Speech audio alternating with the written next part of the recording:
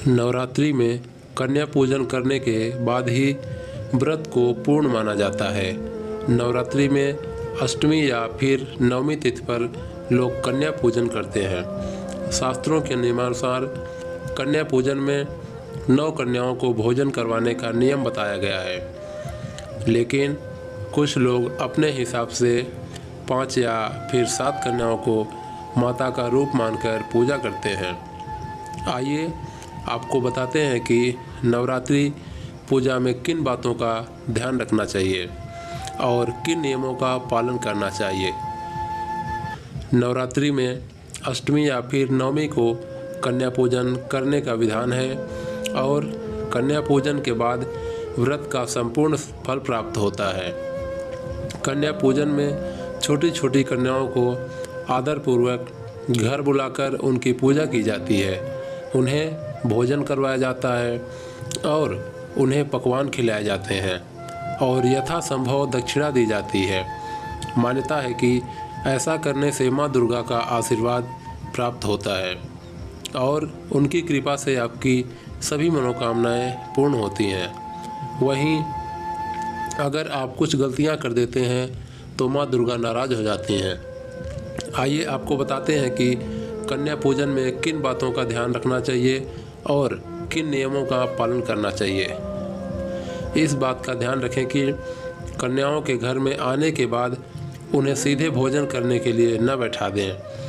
पहले उनके पांव अपने हाथ से धोएं और हल्दी, कुमकुम और चावल से टीका करें। उसके बाद उनको पूर्व दिशा की ओर मुख करके साफ आसन पर बैठाना चाहिए। फिर कन्याओं को खीर, पूड़ी, सब्जी और हलवा चना परोसें। इस बात का ध्यान रखें कि कन्याओं को खाने के लिए ज़बरदस्ती नहीं करनी चाहिए। वे जितना खा पाएँ उन्हें आदरपूर्वक उतना ही खिलाना चाहिए।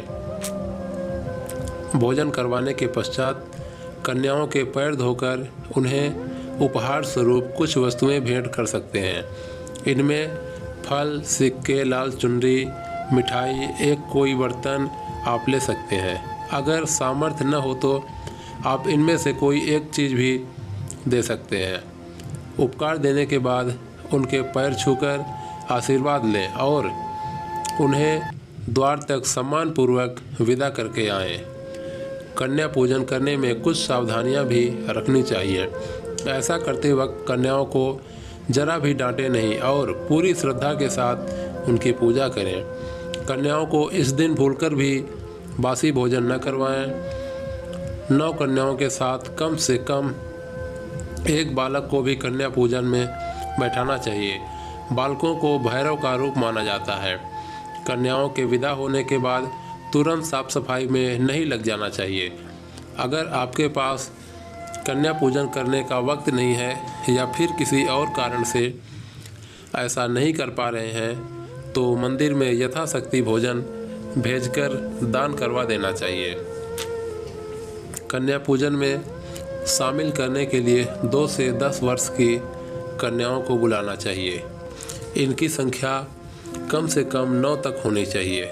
कन्या पूजन के दौरान कन्याओं को माता रानी का रूप समझकर पूजा करनी चाहिए। मान्यता है कि यदि अविवाहित कन्याएं ऐसा करती हैं तो उनके शीघ्र विवाह के योग बनते हैं। कन्याओं का भूलकर भी किसी प्रकार के अपमान न करें। कन्याओं के लिए जो भोजन बनाए उसमें भूलकर भी लहसुन, प्याज का प्रयोग न करें। कन्याओं को भोजन करवाने से पहले भोजन को जूठा न करें और कन्याओं से पहले खाने को दें।